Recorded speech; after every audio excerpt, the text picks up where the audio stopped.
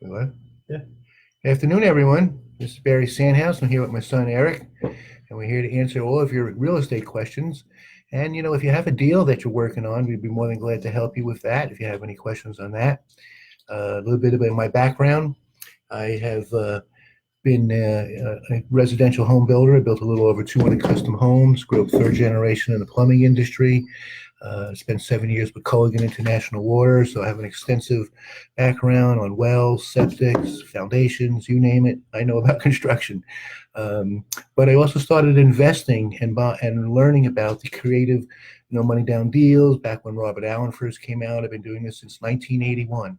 So today, what I'd like everybody to do, if you have questions or if you have a deal that you're working on, I'd be more than glad to help you with it. We're not selling anything here. There's no back end that we're going to tell you to come in for a coaching class or anything. This is just our way of giving back to society. My son and I have been very successful, and we feel that, with God's blessing, that He looks after us and hopefully look after everybody else. I fell and broke my neck on Christmas night of last year of 2017. I am grateful that I'm here speaking with you, that I'm not paralyzed, that I'm not dead, which is what I should have been. I'm only 1% of the people that survive what I went through. I live in pain every single day, but you deal with the cards that you have and you move forward, and there should be no excuses. And that's one of the reasons that I'm here, is to help everybody, is to overcome your excuses as to perhaps what's holding you back. And if it's not holding you back and you're involved, then it's my pleasure to help you. So if you have questions, go ahead and post them, and I'll be glad to start answering any questions that you have. Give a little shout out, and I'm going to probably put my glasses on because I don't see so well to read the questions. So that'll help me a little bit better so I can see who's here. A little shout out to Orlando and to Richard and Tom and Eric and AJ and Adele and Debbie, and probably won't be able to say hello to everybody, and Charlie. So we'll give you a few more moments, just give you a little bit of background of what we're involved doing. We got involved last year with student housing. That's really a great niche where you can triple the income on residential properties. We rent at $750 a bedroom, and that's quite a. We had a house that we were renting for $1,400 a month, and as soon as we found out about this niche, we immediately put in 4 students in there and got $500 a bedroom. We weren't offering them any utilities or Wi-Fi at the time. They were paying all the utilities, but still, we increased it from $1,400 a month to $2,000. Now we get $2,250, and we only have 3 students in there because we get $750 a bedroom. One of the things that you do have to look out for, depending on what city that you would like to invest for student housing, is find out what the codes are. There are codes that allow a certain amount. You're limited to how many unrelated people can live in a home at the same time. Kind of weird law, but that's the way the rules are. And we've been working in Stetson University in DeLand right now, and they have in the city of DeLand and many places like Longwood, Orange County.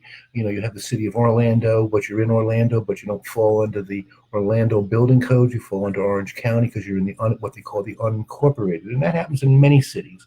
And we ran across that in DeLand, where in the city of DeLand, you're limited to 3.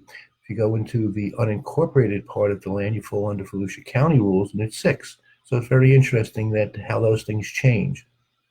And so it's really a great niche. When we speak to a lot of people about it, we get a lot of feedback. Oh, I wouldn't rent to students; they destroy. Well, when we do a lease, it's one lease most of the time. Sometimes they're individual leases, but the best scenario is when it's one lease.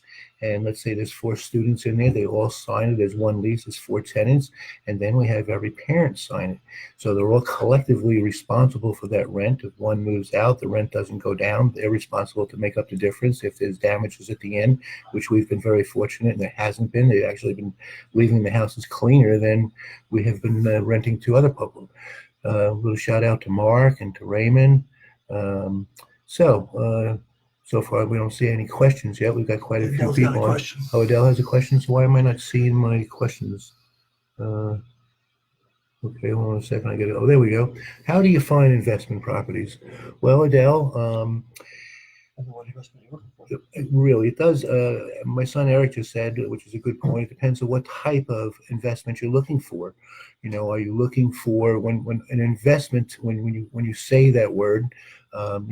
Here's an interesting. Before I answer your question, do you want to be a real estate investor or do you want to be a real estate entrepreneur? So, let me explain what I mean by that. A real estate investor generally brings the cash to the deal, and a real estate entrepreneur finds the deal and gets the investors to bring the cash to the deal. So, as far as how do you find them, really it would depend on what you're looking for. Let's say and most people who start out and you go for some kind of class or if you belong to the RIAs, most of the emphasis seems to be for the last number of years on either wholesaling or rehabbing houses, especially with all the TV shows of flipping these homes or what is it, fix or flop, or I don't really watch any of those shows, but I know there's so many of them, the Property Brothers, and they're all about renovations. And obviously that's my background. I love doing that. So if that's what you were looking for, you would She then wants wholesaling and flips. wholesaling and flips. Okay, all right. So that's what I'm talking about. So then you would really, you hear about doing direct marketing. Obviously, you could drive for dollars, but if you drive for dollars and you find houses that are in really great shape, you would think that they're not an abandoned home. But there are people that take care of that. So most people who drive for dollars look for houses that where the grass is tall, but a more rifle effect or scoping in to really limit the wasted time. You would want to go after maybe probate. You might want to go after code enforcement, evictions. These would be people that are tired, and a lot of times those houses are not being maintained. So that would be a way of homing in on houses. I know obviously bandit signs, which has been around forever. There are certain, you have to watch where you put them. The bandit signs are the ones that are on the side of the road. So for wholesaling, which is a really tough, the wholesaling and flipping is a 1 day paycheck. And if you're just getting started, Adele, I like to find people and I give my advice of all the years that I've been doing this, is to take care of your cash flow first. When you do wholesaling and you do flipping, and I love flipping because it's my background, tools are in my blood, it's a 1 day paycheck, so you don't have any residual income after that. The best definition of financial freedom that I ever heard is when your mailbox money, passive income, whether it's from stocks, rentals, you bought a house low and you sold it high and you created a mortgage, that it ends. So when you have passive income and that passive income exceeds your monthly expenses, you've got a stress-free life. So yes, it's a 1 day paycheck when you wholesale. And in the Orlando market, you really have a lot of competition. You're up against wholesalers, and wholesaling, if that's what you want to do strictly, and then pick the ones that you want to flip, that's okay. But wholesaling is a very tough job because you're up against a lot of competition. A lot of the wholesalers, what they do is they'll go on the multiple listing, and most of them are agents who work for brokers, the actual wholesalers that are in town. And what they do is they look for the bank-owned homes or other homes that have been on the market for a long time, 60, 90 days or more, and then they'll offer a lower price. So maybe a bank had listed through a broker a home for $100,000. They may come in and offer them $80,000. And if they get it accepted at maybe 85, they might put it back out at 90 and look for a $5,000 fee. But really $5,000 less didn't make that house any more attractive, but yet they sell them. So on the multiple listing for houses that have been listed for way too long and not selling, you can start putting lower offers in.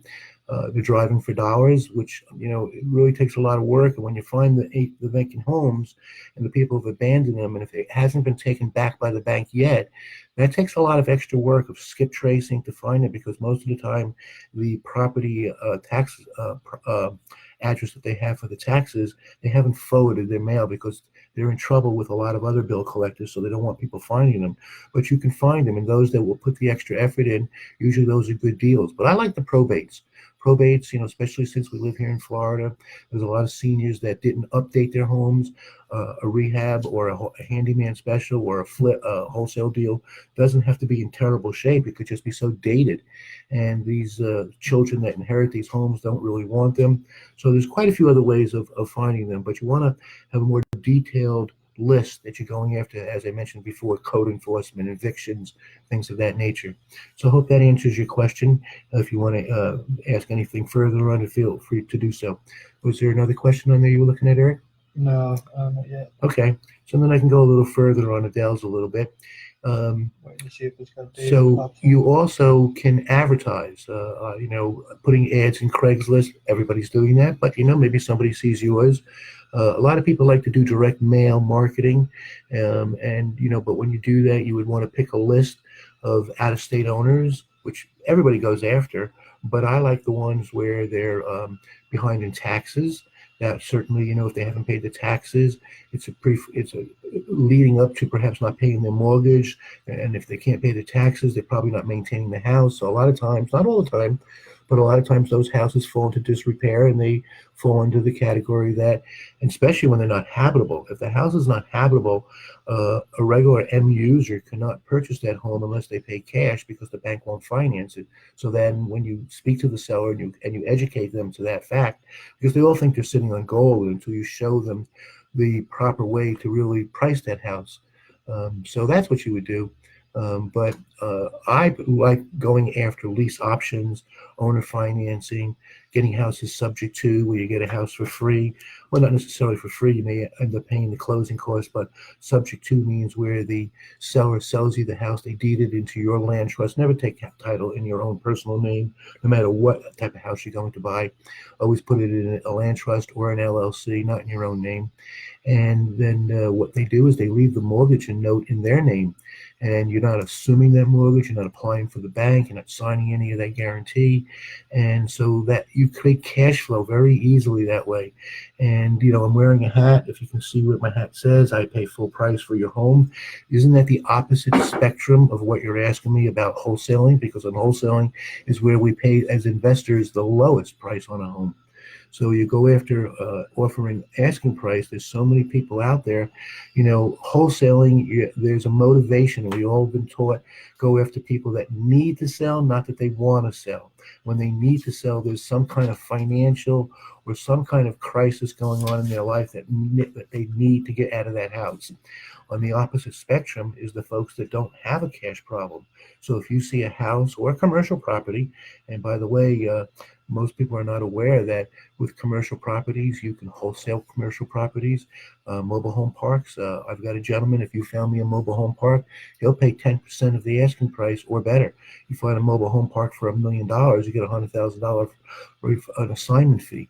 Or if you found a mobile home park that was worth, let's say $800,000. And I'm sorry, it's worth $1 million, but you can purchase it for $8, and you put it under contract, you can actually make $200,000. So you can assign contracts, you can flip them. There's so many different things. You can also, just like you fix houses in commercial, you can actually do what's a value added, where you buy it low, and when we buy a rehab, aren't we buying it low, adding some value by fixing it up and selling it high, and we get in and out in a short period of time. It doesn't matter how we finance it. We can pay points, we can pay high interest rate, as long as we figure all of that into the numbers, because it's always about the math. Every deal is always about the math. Your emotions should never be in a deal. It's always math. If it makes sense, then you do the deal. So you can do the same thing on a commercial property where the net operating income is low, and maybe that's because the occupancy is low or the rents haven't been raised in a long time. So no matter how you buy that, you're going to buy it at a lower price, and you could turn around and fix it and get out of it in a short period of time. So that's called a value added play or value added investment. Very similar if you use the analogy of a flip, where you're buying it low. And so while in small dollars, most people get scared. Oh my God, I can't deal with $1 million or $5 million. And there really is no difference. If the deal is good and you have the deal under contract, the buyers could care less what your background is. They're not buying you, they're buying the deal. So your experience has nothing to do with it. You just need to find the deal. And that's something that I help people and tell them how to find deals. So we got any more questions? Ray wants to know about list services. Depends on what type of Right. property you're trying to buy. Ray, it depends on what type of list that you're looking for. As you heard me say a few moments ago to Adele, I like the probates, I like the pre-foreclosures, tax, and some of these things you don't have to buy lists. Like for example, on taxes, you can go to every county throughout the country. It doesn't have to be here in Florida, but I would recommend sticking locally to start off with, and find people that are behind on their taxes.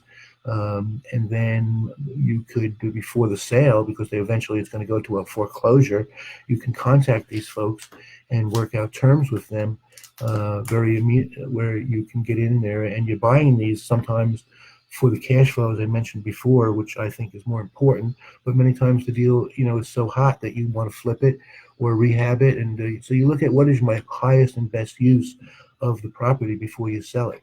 But when it comes to lists, you can buy lists for, and usually what most people are told is buy lists for out-of-state owners, or free and clear, or they've owned it for at least 10 years, that there's equity. You generally wouldn't want ones that they just purchased it, because they don't generally have a problem. So you would want to have a time frame in there as far as the list. If you want to type a little more of a detailed question as to what you're looking for, I might be able to answer it a little better other than the best list services, because there really isn't too much. What we were using, Melissa? No, we were using Foreclosure Daily. Foreclosure Daily. We've used Melissa Data. Right. All right. So there are some local ones at the RIAs, Quester.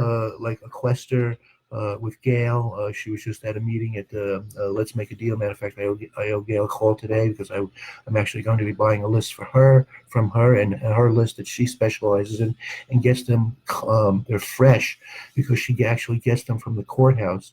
And when you get her list, it actually will tell you how much they're behind, what they owe. So you really have a lot of good information, what the mortgage balance is. You have everything, because it's recorded at the courthouse. And so she sells pre-foreclosures, she sells probates. So those are the kind of lists that I think are better, because there's certainly a lot of motivation, but it also gives you a lot of information, so that before you even call these people, or even better, if you're going to drive for dollars, why not go to those people's homes that you already know have a problem, and you're there to help them. And if you do that often enough, you will definitely get a bunch of good leads. So hopefully that answers your question. But there's also Foreclosure Daily. Oops, Eric, I just did something today. I touched something over here, and the screen disappeared on me. Somehow you slide it over. Sorry, guys, I lost my list of questions. All I did was touch and it slid. There you go. Back. It's back. Okay, so hey, Haley. Nice to see you on there. And Ronald, Scott, Leslie.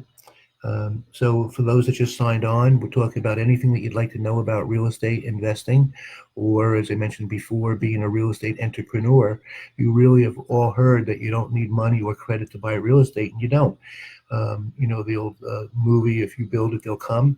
Well, it works the same way in real estate. If you've got a hot deal and the math makes sense, all you need to do is control it by putting a small deposit down or no deposit. And once you have it under contract, and of course, that's a whole other presentation on how to do that, safely, because whenever I enter into a contract, the seller can't back out. I have plenty of ways that I can back out. But today is about asking questions, or if you have deals that you're working on, feel free to ask me about them. I'll help you analyze them, or if you have a question and you don't know how to overcome an objection that the seller is telling you, or anything of that nature. And it doesn't matter if you want to buy your own home. One of the greatest ways to get a home, especially if you don't have down payment money, or if you don't have good credit, or you might have good credit, but you don't show enough income. A lot of people have cash, is to go after homes where you can buy them with subject to. I'm living in a beautiful home right now where we bought it subject to. The lady that didn't need the cash, she was moving into a retirement home. I worked with her children. I'll never work with a senior, because I don't want to be accused of taking advantage of a senior. So make sure that all the children are involved. She left her first mortgage in place, and all we had to do was start making the mortgage. In this particular case, she actually had equity. A lot of people think of subject to where usually they're either upside down or have no equity in the home.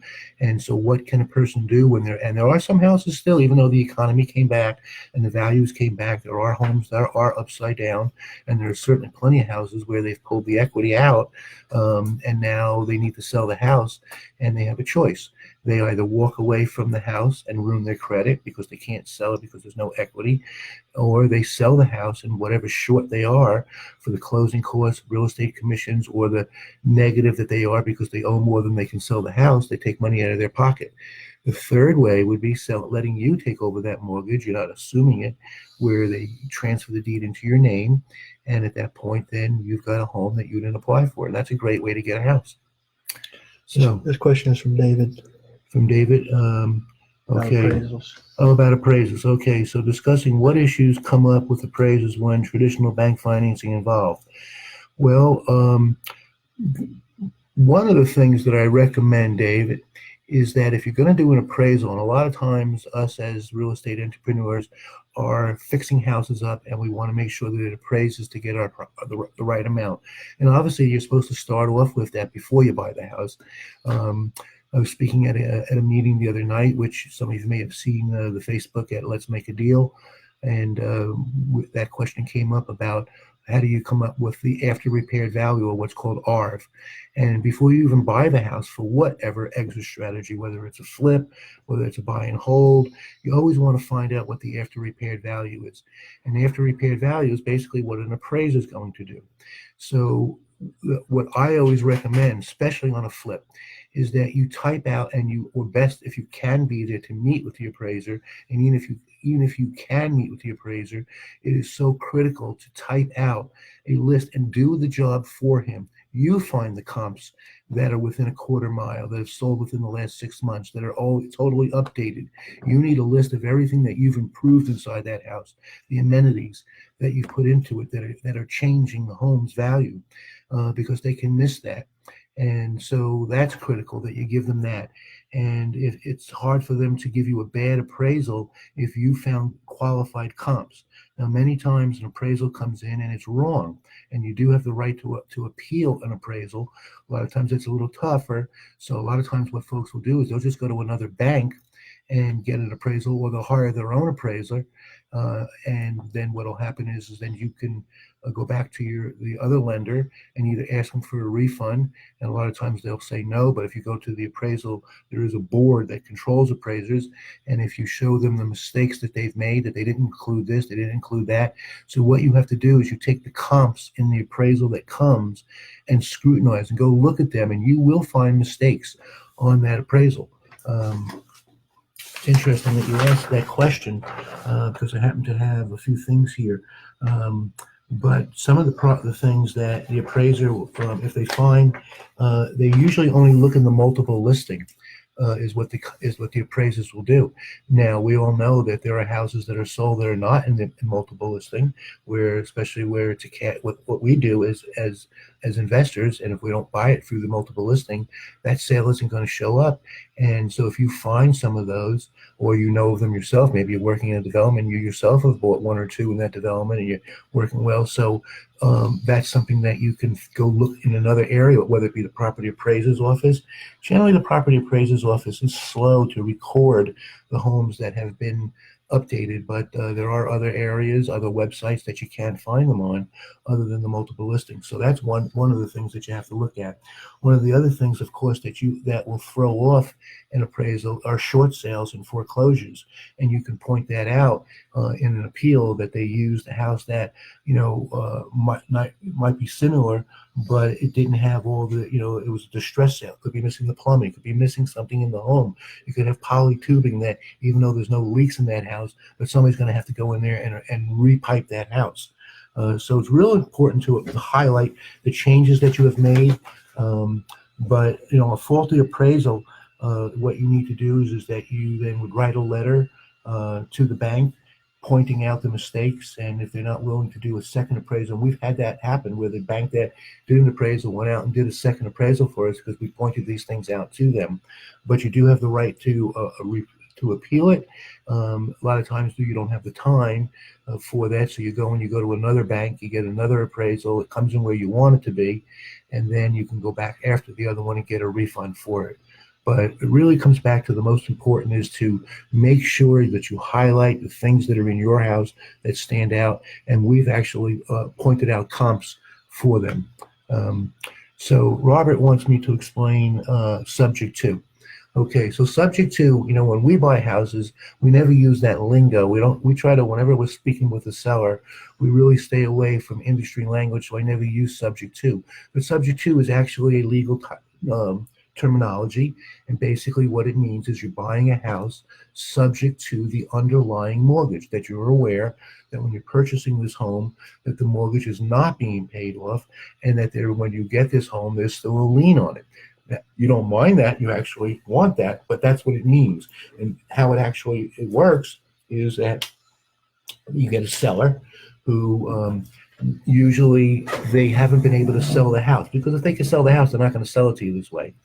And one of my favorite sayings is this here, which has to do with whether you're making and you'll understand why I'm about to tell you this in a second. Whether it's a personal relationship, for finding a spouse, girlfriend, whatever, boyfriend, or a business relationship, makes no difference what kind of relationship it is.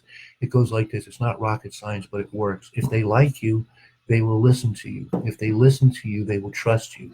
If they trust you, they'll sell you their house on terms. If we reverse it, we'll never sell a house on terms to somebody we don't trust, and we generally won't even listen to somebody we don't like. So the trick is to get them to like you, and that's one of my specialties of speaking to people. That's why I'm here on here today, because I like talking to people.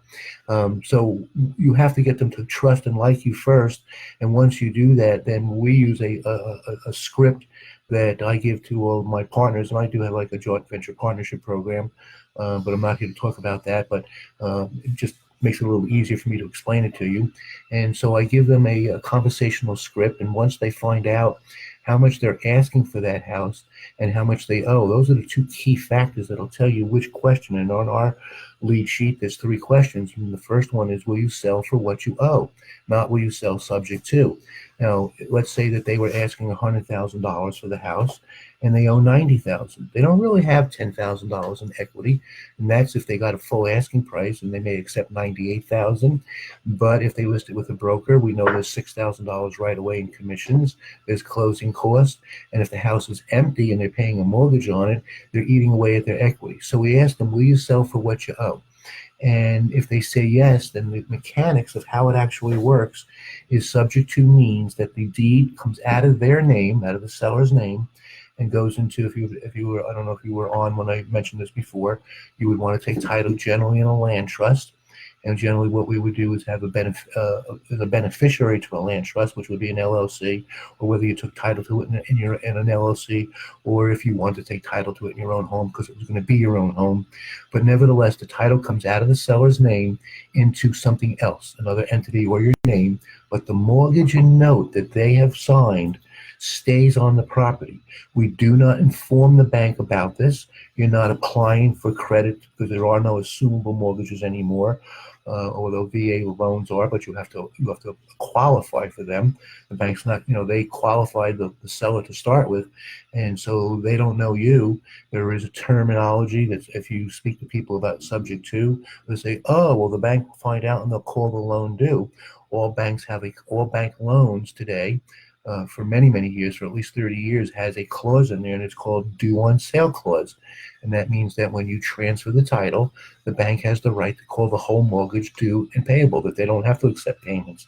But I can tell you this, and you may have done it yourself, you may know family members or friends where you couldn't make the mortgage payment, and somebody sends it and lends you money, and they make the payment for you.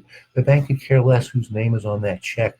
All they need is the account number. So the mortgage and note stays in the seller's name. It may be forever, and just depends. That's the negotiations and depends on the seller. Those are the best ones, obviously. If it's 10 years, 15, 20 years left on the mortgage, that's what you've got. Although sometimes you'll make an agreement that they'll leave it in their name for a certain period of time, and then you pay it off. Usually those apply with where there's no equity in the home, as I was mentioning before. But I purchased a home this way that I was mentioning before, a lovely house on a golf course that took over the first mortgage, and she had $87,000 in equity, and I got her to agree to secure that equity in the form of a second mortgage, a note. But I didn't even pay any interest or payments on it, and it's due in 5 years. So the deal I made with her is that I have 5 years to pay her equity as well as pay off her first mortgage. But all I'm paying is the monthly payments on the first mortgage. Under $1,200, you couldn't go rent a three-bedroom apartment, of the size home that I have for under $2,000 a month, and then you still don't even own it. So that's how Subject 2 works. Hopefully, I answered your question.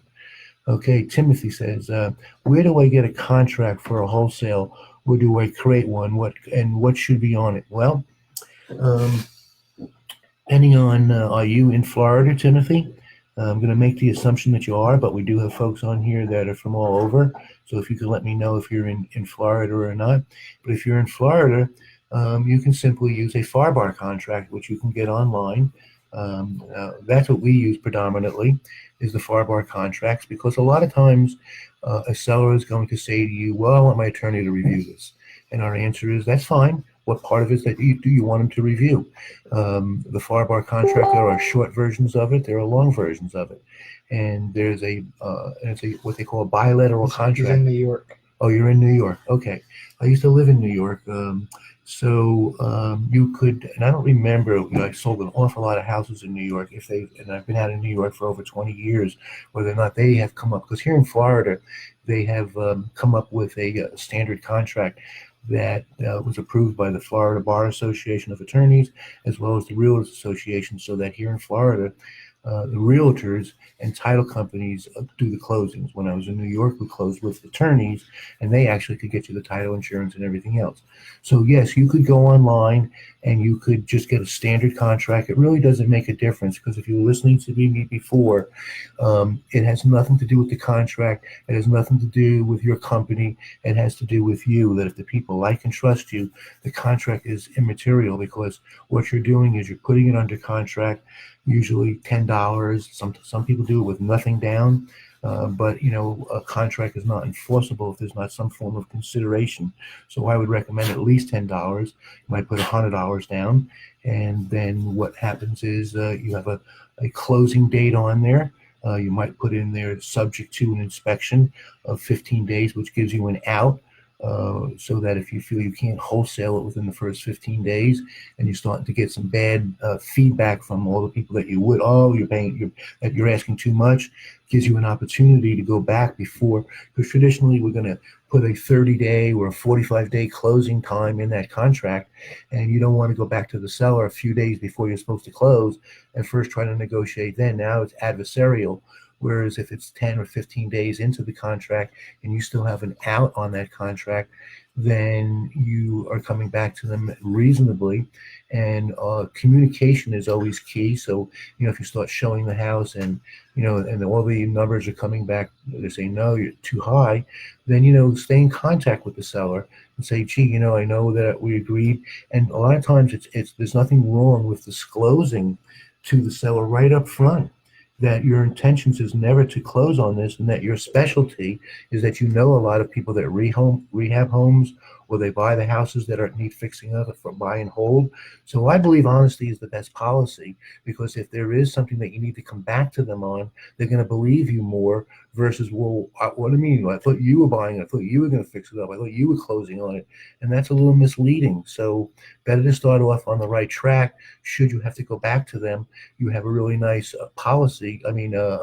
relationship with them, and it would make it easier for them to change the contract. So I don't think the contract is that important of what you use, because you're either going to do an assignment of that contract, where you're going to sell that contract on a one-page an assignment to somebody that wants to buy it for a certain dollar amount, or you're going to enter into another contract. So let's say you have the house under contract for $100,000, and you want to sell it for 110 or 120 or 105 or whatever the value is that you're still selling it for.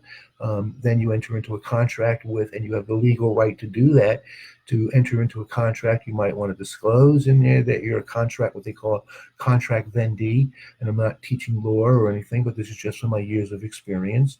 And I certainly would, and I've been out in New York for a long time, so I would certainly Google and find out if there's any new laws that have been changed as far as this. A little research never hurts, but for the most part, I'm sure that there's nothing to stop you from what I'm telling you to do.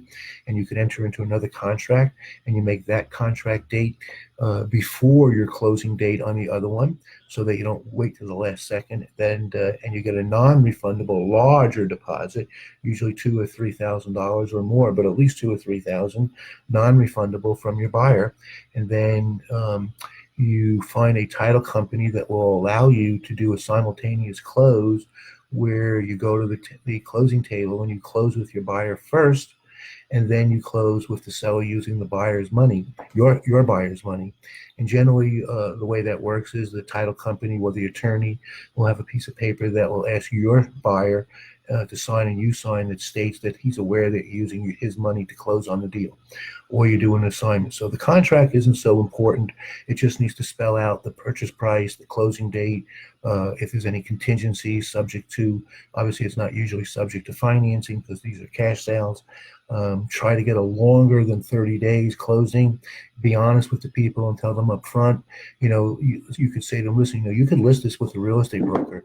We own a brokerage, so I speak from experience. When I was in New York, I had a real estate license, and generally what happens is when somebody takes a listing from somebody, it sits in the multiple listing, and they'll generally tell them whatever price that the seller wants to hear just to get the listing, and now they've tied that house up, and they don't sell it. They sit back and wait and hope that somebody else sells it, and generally they don't, and then they'll come back and say, well, you didn't get any offers, let's lower the price. You can use that to your advantage, and using the open honesty policy, where you tell them, say, listen, if I don't sell this house, I don't make any money. I'm not sticking it in the multiple listing and sitting back and hoping that somebody else sells it. So you're starting off on an honest relationship with them, explaining what you do, that it's a niche to help people like that. So hopefully that answers your question.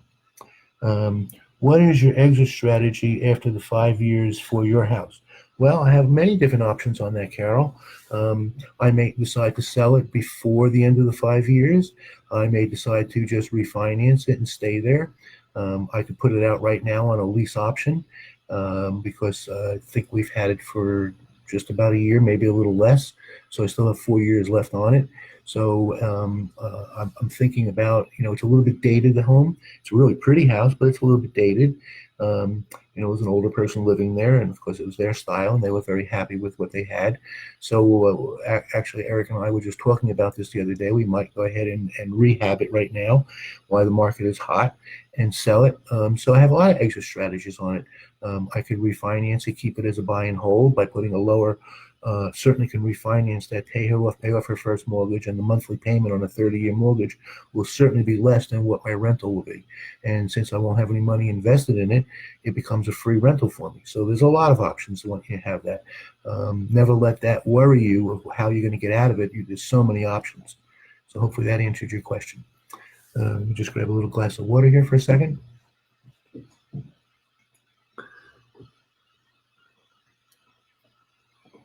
Another question there? Not yet. Okay. So, and everything that we've been talking about, whether it be wholesaling, whether it be list, each question today can apply to commercial deals. Certainly you can buy a list of mobile home parks, you can buy a list of duplexes, fourplexes, whatever it is that you would like to go after.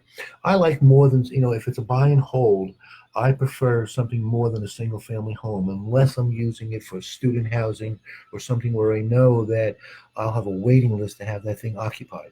Where if it's just a regular rental and that house goes vacant, I was just had a meeting last night with somebody who told me that he has a rental, and at one point it went vacant for 6 months. So there's no way to cover the expenses on a single family home when it goes vacant.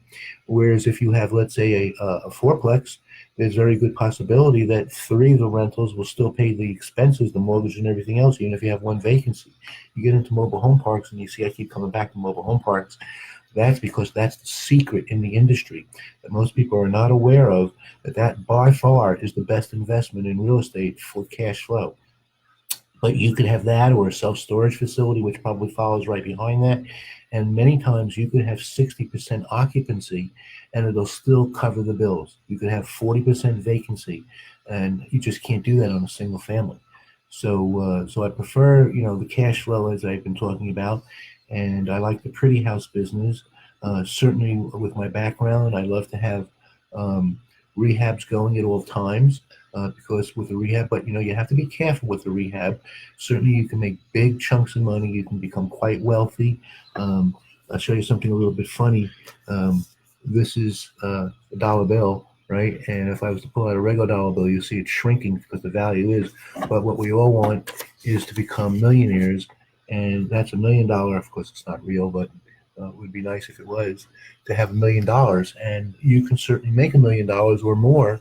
There's a lady that a lot of you know. Her name is Robin Thompson, and she had a nickname called the Queen of Rehab. And when she first got involved with real estate, that's all she did. And she got to the point where she was renovating, I don't know, 20 or 30 homes a year. She was making a lot of money on them and became a millionaire just doing that.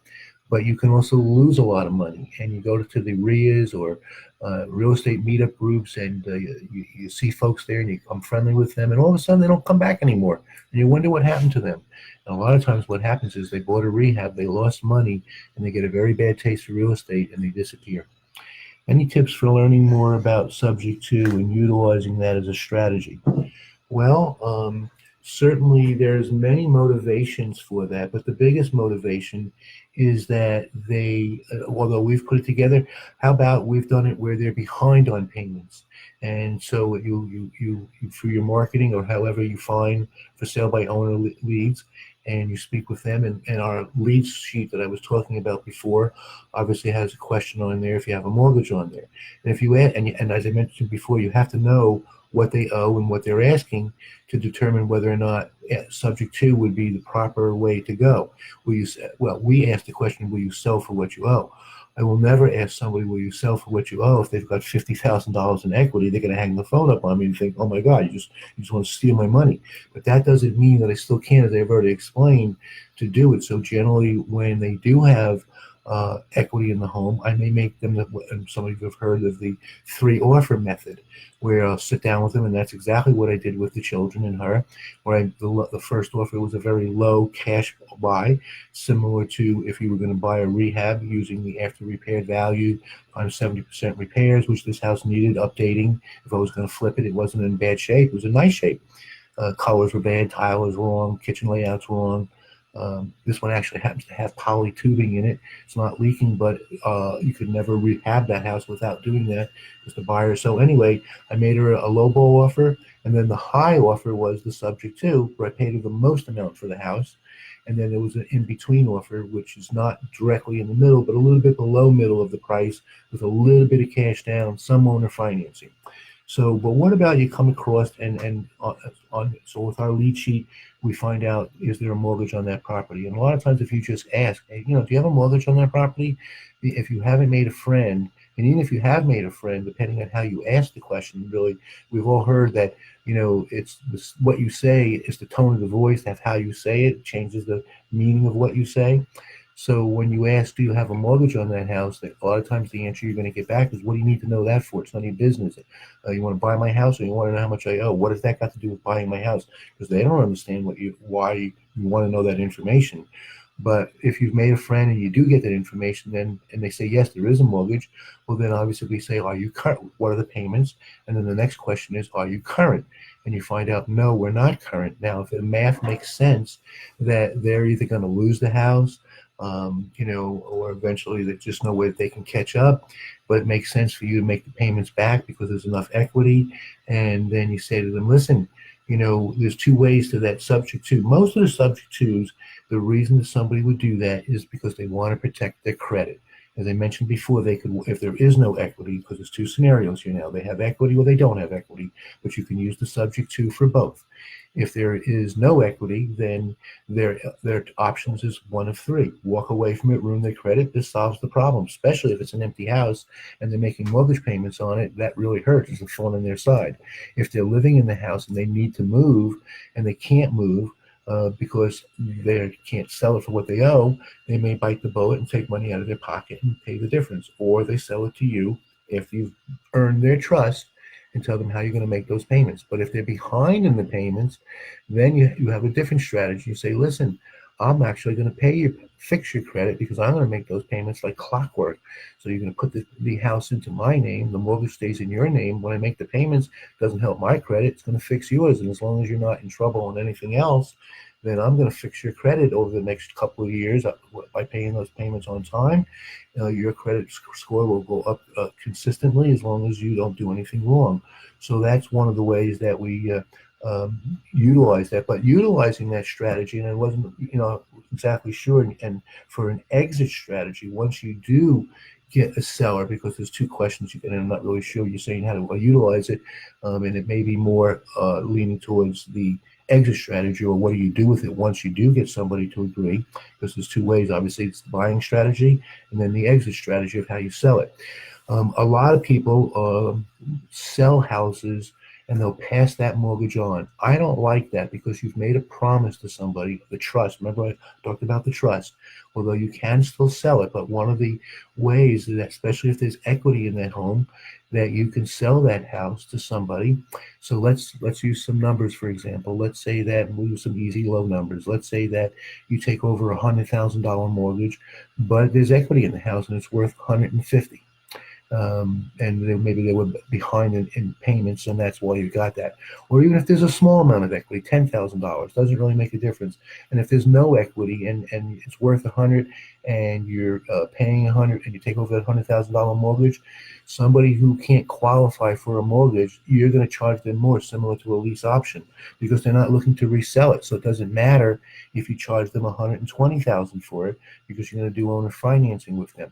They may have that $20,000 in cash. They give you the $20,000 in cash. You let them take over that $100,000 mortgage. They didn't have to apply for the bank.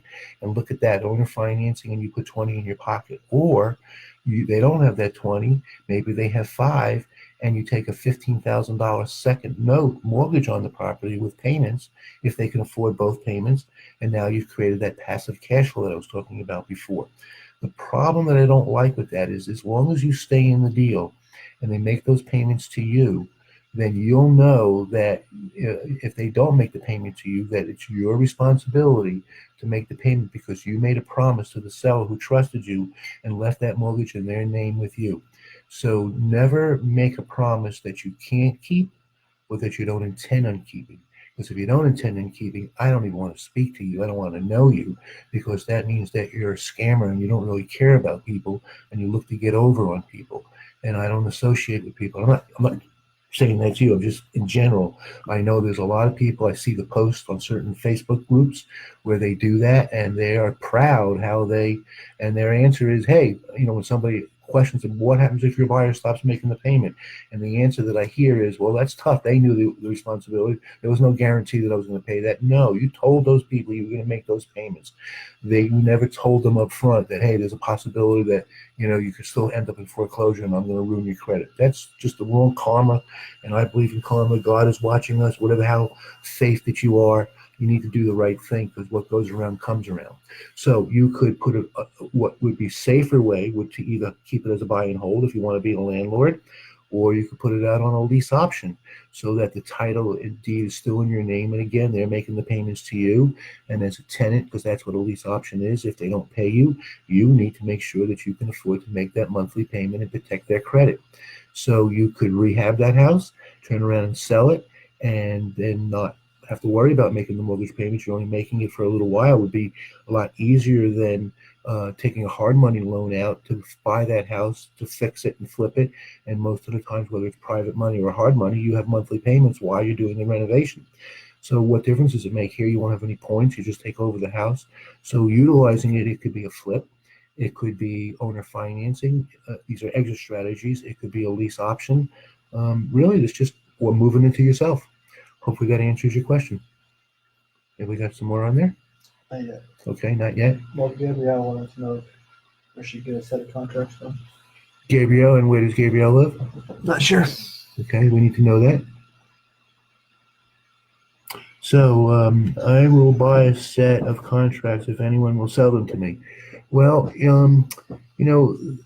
sometimes people just give them to you. You don't have to buy them from them. Good, as I was just talking about karma, and whatever. Can you answer, are you here in Florida? Because if you are, you can just go online and you can get a FAR bar contract. I belong to a service. Now, obviously, if you have a friend or a family member that works in real estate, they can get you a FAR bar contract if you're in Florida. We use a service called, I think it's AlterStar, Eric, is that what it's called? Yeah. And it's a monthly service, a yearly service. I think I pay about $160 or something like that a year. And it's a really cool database because it has every contract amendment, addendums, and notices that you're supposed to give to people, like lead and mold and all those kind of things. And when I fill out those contracts online, it then will create a PDF, which then is what I give to them, but it also saves it. So I have everyone in there in a database. But you could certainly go online and Google whatever state you're in and say real estate contracts, and oh my gosh, it's going to come up. You're going to find so many. There's what's it called, Rocket Lawyer or Easy Rocket. There's so many websites out there that sell them, as well as you can just go down to Office Max or something like that and buy a standard contract. It depends on what you're using it for. If you're going to, because any contract you can then type up on a regular piece of paper, and you call it an addendum, and whatever you type up supersedes whatever in the contract. So you start off with a boilerplate standard contract, and then you're never going to find any contract, even a FAR bar Florida contract, that's going to have all the terms that you've agreed to. In the Florida contract, item number 20, I forget what line it is, but it's item number 20, is blank where you type in what you've agreed to. And that supersedes anything that's in the written part of that contract. All addendums do. It's the more part of the contract that supersedes and controls that contract. So getting the contract is simple, but it depends on what you're using it for. But again, even regardless of what you're using it for, if you type up the terms that you've agreed upon, because that's what you start off. Now, when we do commercial properties, we start off with what's called a letter of intent. And we send that out, and that's just our offer written on a piece of paper. We have a standard form that we use, but it's not a contract per se because it's non-binding. So does she answer as to where she lives? No, Not yet. she's still on or not. Okay. So hopefully that answered your question.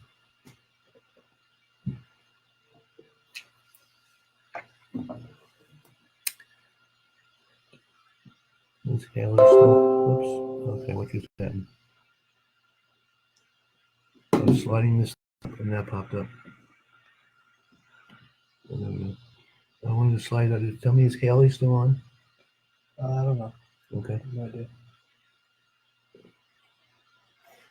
Let's slide that up. Oh, there we go.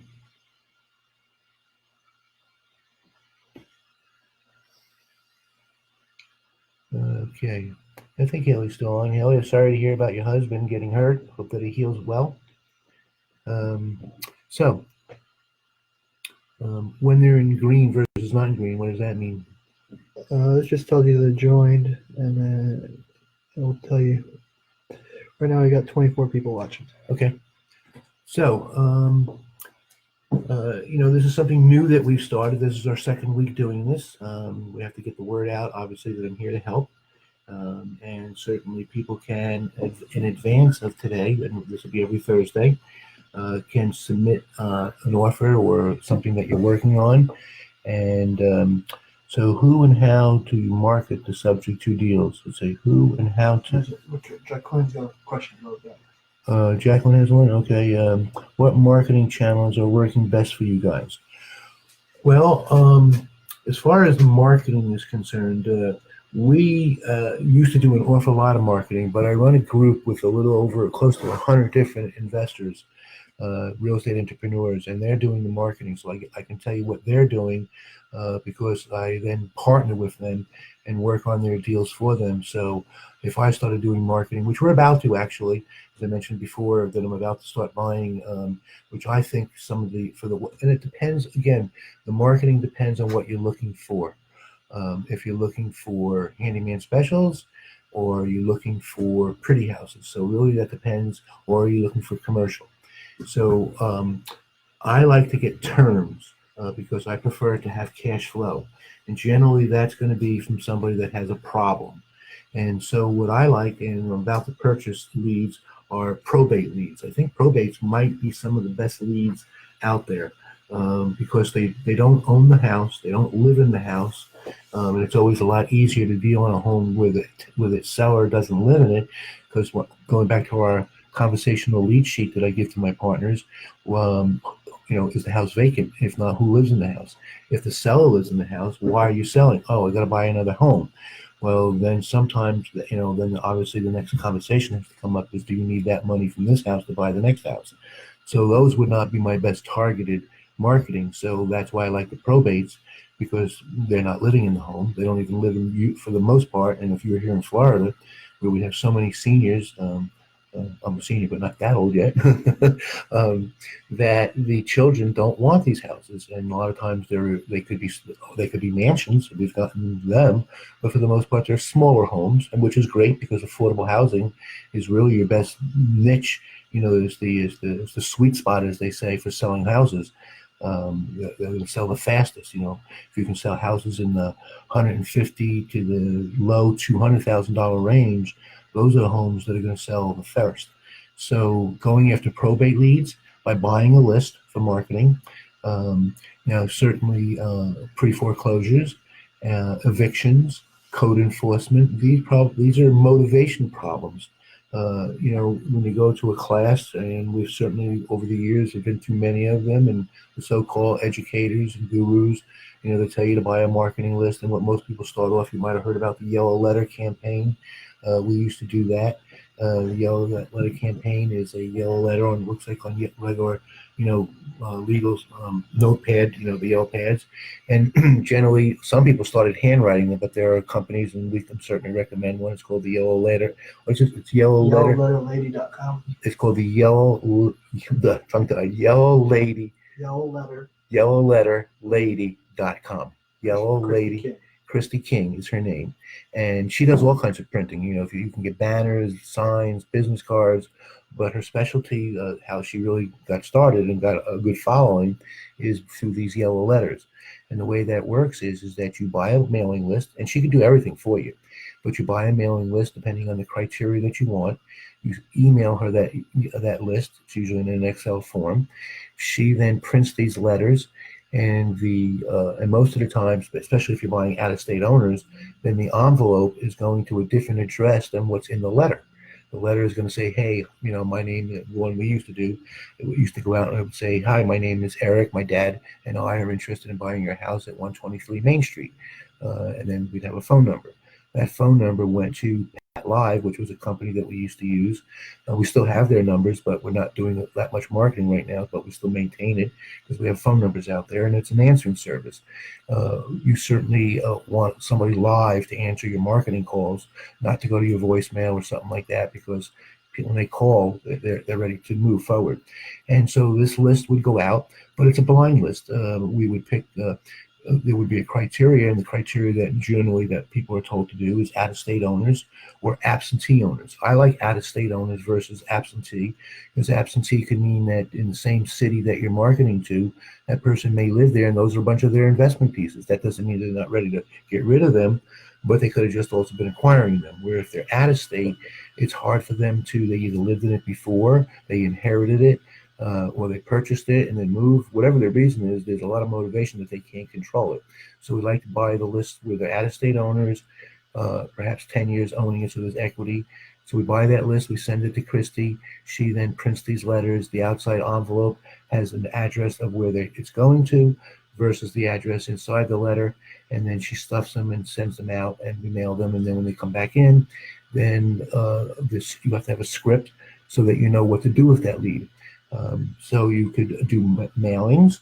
You can obviously get, a lot of people like to do driving for dollars, where they'll go into neighborhoods and they have either door hangers or they have sticky notes that they have pre-printed up, where you can just handwrite them, and they'll put them on doors and say, "Hey, I'm interested in buying your house."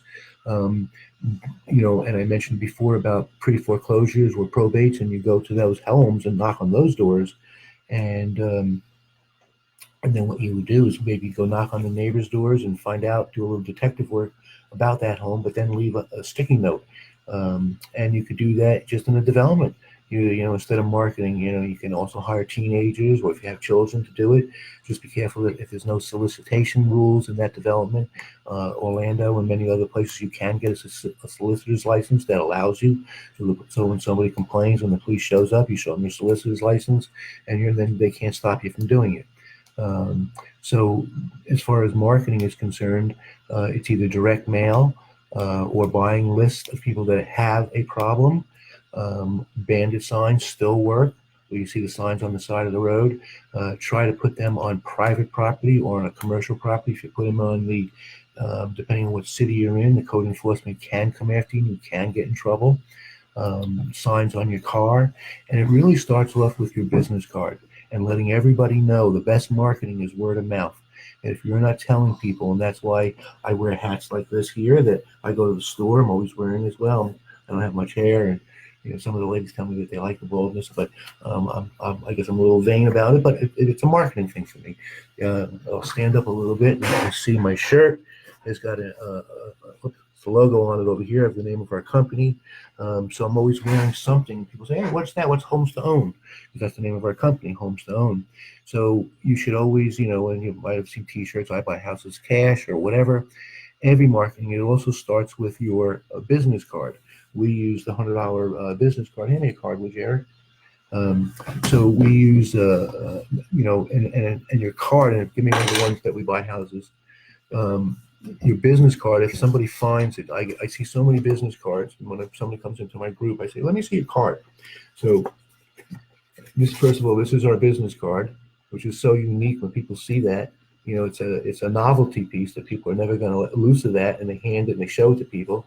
But when they open it, it easily tells them what we do. We buy houses. Uh, and you can see on there that if you're in trouble, that we hit some of the problems, ways to get in contact with us. And so marketing is the first thing with your business card. Marketing equals revenue. So if you don't have a business card that tells exactly, I see so many that say investor or we buy properties. That's not enough for somebody who's not sophisticated and they're in trouble. A divorce, foreclosure, behind on taxes, probate, whatever the problem is, put that on your business card. I have all kinds of examples. Some people like to use the bright colors, the bright brinks, and the yellows and the greens, whatever it is to make it stand out. So marketing, it really depends on what you're looking to find, because there are specialized lists. So you have direct mail, you have signage, you have car on your car, wraps. You see that all the time, whether you put something on the back window. If you put a magnetic sign on your car here in Florida, it can ruin if you leave them on there, it can ruin the car. But putting wraps on the back windows or the side of the windows it's a great way to go. As long as you don't live in a gated community or in any, doesn't have to be gated, in a subdivision where you're not allowed to have commercial things. We had that in one. They complained to us and we had it on our back of the car, so we backed our cars in up against the garage, and then they couldn't complain anymore. So hope that answers your question. Now we had one, how do you market for subject to deals? Well, subject to deals it would be some of the exact same things that I was just talking about, whether it be a probate. Well, it wouldn't be a probate because most probates are not going to have a mortgage on it, but pre-foreclosure certainly would be one where if the numbers made sense, that you could make the back payments up for them and take over the mortgage, give them what they call cash for keys, where you give them a little bit of moving money, or it depends on what it is. And if there's a lot of equity, you say, "Hey, listen, you're about to lose your house. Here's some money to move or no money to move. I'm going to make up the back tax payments. I'm going to fix your credit, and I'm going to pay you your equity in 4 years, 5 years, or when I sell the house or whatever it is." Everything's negotiable. As far as marketing for them, as I mentioned before, no matter how we market, it's finding out what their situation is when they call, and we read our lead script to them, and we find out what they're asking and what they owe. If there's less than 15% in equity in the home, that's when we ask them, "Will you sell for what you owe?" But as I told you before, the house that I purchased, she had plenty of equity in it. So there's really no specific way that you would market for them. It's a matter of having another tool. You might have heard the terminology transactional engineer. So when a deal comes your way, if you know these different things, what is my best way to put this deal together? That's the skill that I teach people. You have another question there? Thank you, Carlos. From Carlos. Okay. Where and how is it easy to get lists? Probate leads, multifamily lists. Well, there are list companies, Carlos. There's what's the name of her? Foreclosure Daily. Foreclosure. Requesters just local.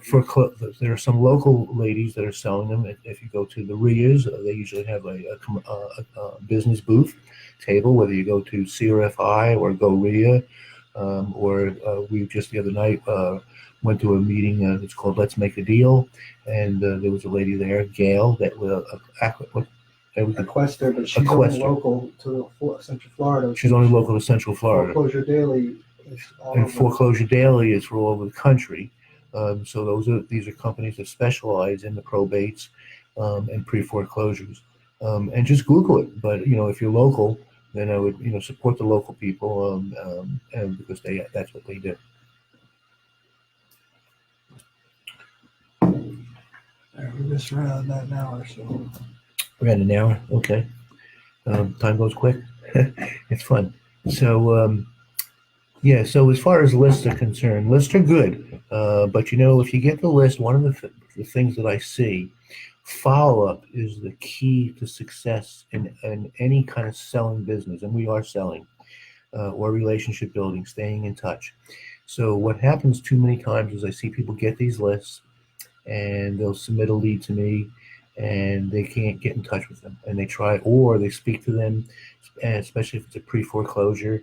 A lot of people are in denial, and they feel that, I got time before the auction, and they think their Uncle Sam's going to pay them off, or they're going to sell the house.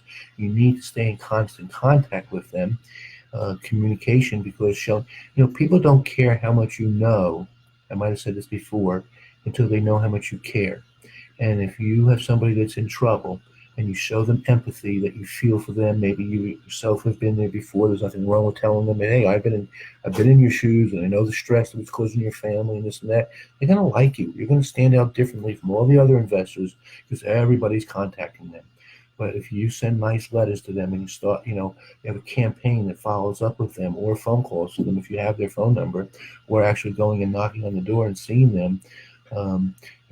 Bring donuts, whatever. I mean, you're making a friend, and when you have a friend, they're going to trust you, and eventually you're going to get that deal. So it's real important to follow up and not waste the lists, because it's one thing to have a bunch of leads, but what do you do with the leads? And then a lot of people will get the leads, but they don't know what to say.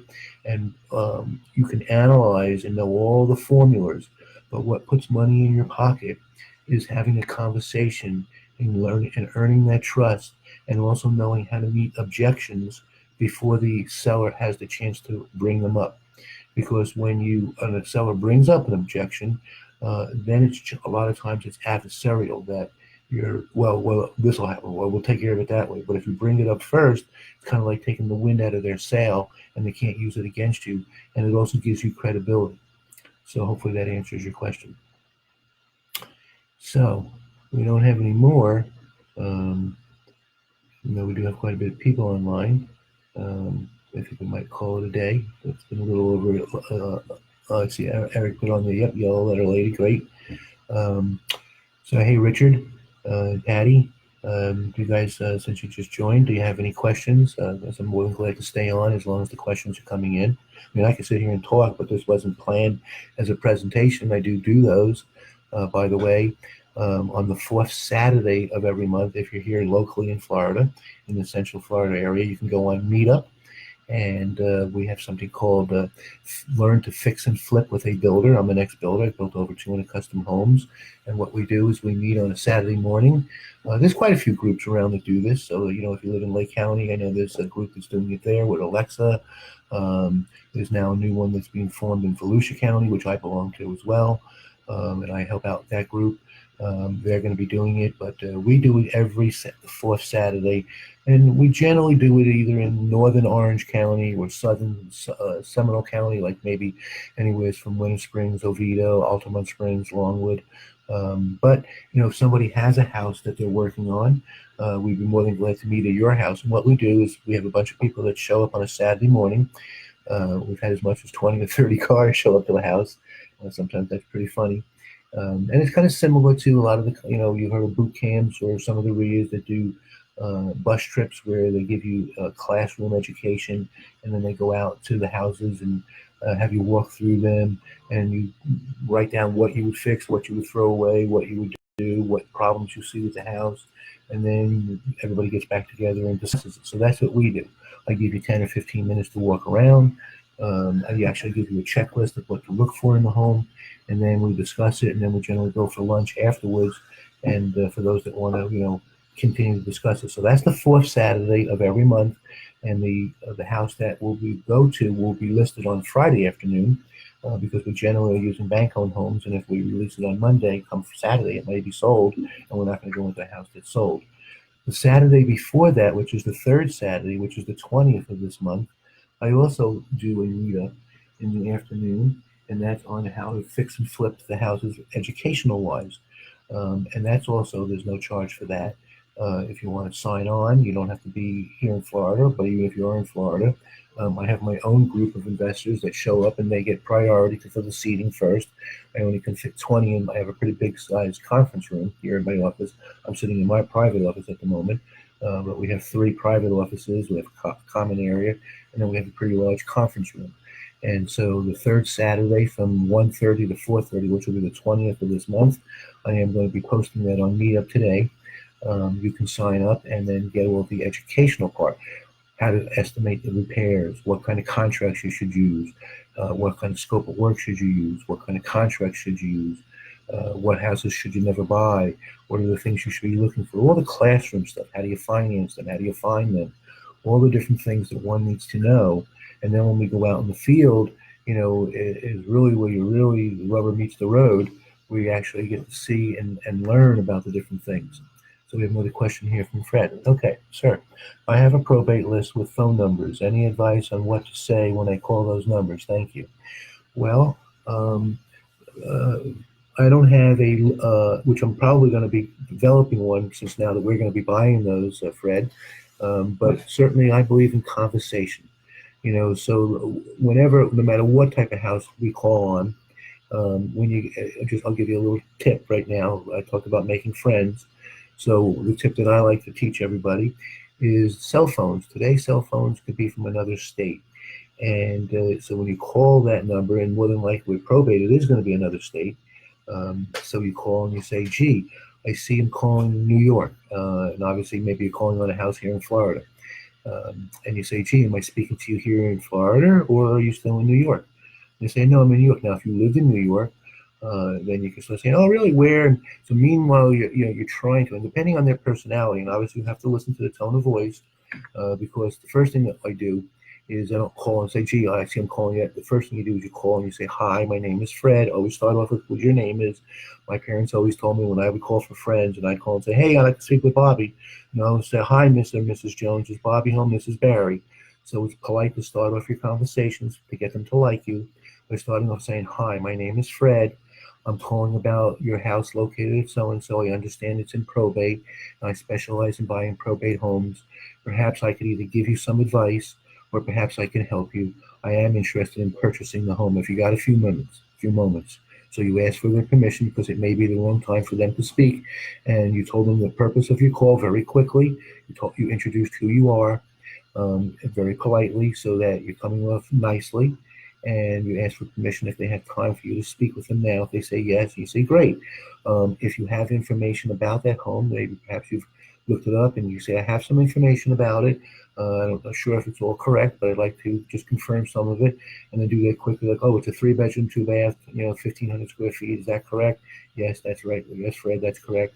And so it was this mom and dad. I hope you don't mind if I ask you some personal questions. And if I ask you something personal, you don't feel comfortable saying that, and say, Fred, that's none of your business. You won't offend me. Making a friend, maybe getting a chuckle out of them. You want to try to keep it on a conversational instead of being in an interview or in being cold and harsh. First of all, if it's probate, they've died. There's a sadness in the family. You can say very sorry for your loss. When you say who's with his mom and dad's house, say very sorry for your loss. If you've lost your parents, then you can have empathy for them and say, I understand, I went through the same thing. Or if you haven't lost your parents, you say, my God, I don't know how I'm going to handle it. I don't look forward to that day. So my feelings are with you. You're making a friend, showing that you care. And when you do that, they're bound to open up a little bit more to you. But when you get these, I don't know if the probate list that you got, how much information it gives you on there, but if you have the financial information about it, and what the house is worth or anything, and if they're the executor, a lot of times we'll offer to pay for the probate, and that's a really good trick. It's always better to start off by calling probate attorneys and letting them know that that you will pay for the probate, which helps them move along that if you can buy the house. And you want to buy lists. And one of the things, and I don't know if the probate list that you purchased has, because a lot of the probate lists are no guarantee that there's even a house that they own. It doesn't mean they're not going through probate. They probate for many different things, but if there's no house in it, then why buy that list? The list that we're talking about buying, they've scrubbed them, and there is real estate in those lists. So that's how basically I would start off with, is by making a friend, empathy, asking for permission to, first of all, introducing who you are, and then saying, gee, I would like to buy your home. Have you got any idea of what you're asking for it? Never offer what you want to pay, because you'll be surprised how little sometimes somebody will, offer the house to you. And then once they tell you what they're asking for the home, then if it's a price that you feel that's great, you could, depending on their tone of voice, you could say to them, gee, is that the best that you can do? That sounds a bit high. I'm an investor, I have to make some money. And then when you ask that question, you be quiet and wait for their answer. And I don't care how long that silence goes on. So start off conversational, Fred, is the best advice that I can give you as a making a friend and showing empathy, because they'll open it up and it'll just turn into a conversation, because you'll earn the trust as a friend. Hope that answers your question. Let's see, Mike, how do I get in touch with... I already told him. Oh, you already did? Okay. And then any other questions? No, I just answered. I answered them. You answered them already? Okay. I see yes, okay. Oops, I'm going the wrong way. Okay. So I'll give you a few more moments. Nobody else has any questions. Got a lot of people on here today. I don't know if it's lunch hour or if we have full-time investors, which would be nice. But as I mentioned before, on the fourth Saturday, which is already on Meetup, you just go to meetup.com, look for Learn to Fix and Flip with a Builder. It's on Saturday, the 20th of this month. Put a reservation in there, and then we will then email you, or we'll be posting on Friday afternoon where that address is. The meetup for Saturday afternoon on the 20th. I'm sorry, the Fix and Flip is not on the 20th. It should be probably the 27th. 27. The 27th. But on the 20th, which is not this coming Saturday, but the following Saturday, I have a meeting here in my office. We can hold 20 in here, so you can RSVP that you would like to come in person, and then I will then reserve a seat for you. Or you can sign on and do it exactly the way we're doing now. The only difference is that you'll actually be audio. Here you're typing the questions in. When we do that meeting, you will dial in with your phone, and we'll give you that link. I do not post that because it's only for those that respond. So once you respond, then I have to have your personal email. When you respond to the meetup, I can only then respond to you through there, and I'm not going to post the link for the meetup. So you have to give me your personal email with an email back to me, and there's a spot on there that you can send a message. Then we will, through your personal email, send you the link for the meeting on the 20th of this month, where we will be going over rehabbing in the afternoon. For those of you that would like to learn commercial, in the morning we do from 9:30 to 12:30. It's kind of like a mastermind meeting, although sometimes I do presentations, and I will be doing a presentation on capitalization and valuation on commercial properties to start the morning off with. And you can either come in person for that. That's actually a closed group for my investors, but I invite people to come and see what it's all about if you'd like to. There is no charge or anything. It's free just to see if it's something you'd be interested in joining our group. And then, or you could do it from online, because I have investors and partners that I work with that are all over the country, and I speak with their sellers for them. Especially when we're doing the terms, they do the opening call. I do the closing call, where I get on the phone and we do a three-way. And all you did, or you get a virtual assistant to do the opening calls. You don't have to do them yourself. You never have to worry about they're going to ask you the wrong question. I always tell my partners, no, just say, I'm not the right person to answer that. What's the best time for my partner and I to call you back? And then I do the closing call with you on the phone, so you learn to hear, well, how I handle objections and how I present to them subject twos. Because if it is a subject to lead, what you would have already told them is, hey, will you sell the house for what you owe? And what they hear is, oh, you're going to stroke me a check for the balance of what they owe, and that's obviously not what we're going to do. But you can't explain that to them until you really understand it fully, or you'll mess it up. So anybody that would like to come on the 20th in the afternoon for the rehabbing, I haven't posted yet, nor have I posted about the morning one on the commercial. But that's always every third Saturday of the month we have that meeting, and every fourth Saturday, which is open to everybody, is to come out on the rehabs. So if there's no other questions, I think we'll call it a day. How long have we been on? Oh, Carol's got one. He's not going to be able to make the meeting on the 20th. Volunteering for Compassion Project. Oh, that's great, because I know that you like giving back, Carol. Good for you. I appreciate the posts and everything. I read them every day that you've been putting out. So good for you. All right, guys. Enjoyed speaking with you. If anybody has any personal questions, I'm going to give you my cell phone number right now if anybody wants to write it down. It's 407-592-4166. Again, that's 407-592-4166. And if anybody has any questions that they didn't get to, or they didn't feel comfortable putting it on here, there are people like that, you can email me at barry@jvpartnership.com. And that's Barry at the letter J, the letter V for joint venture, partnership.com. And I'd be more than glad to answer your questions or to give you some advice on a deal you might be working on. Okay, everybody have a nice day. Bye-bye.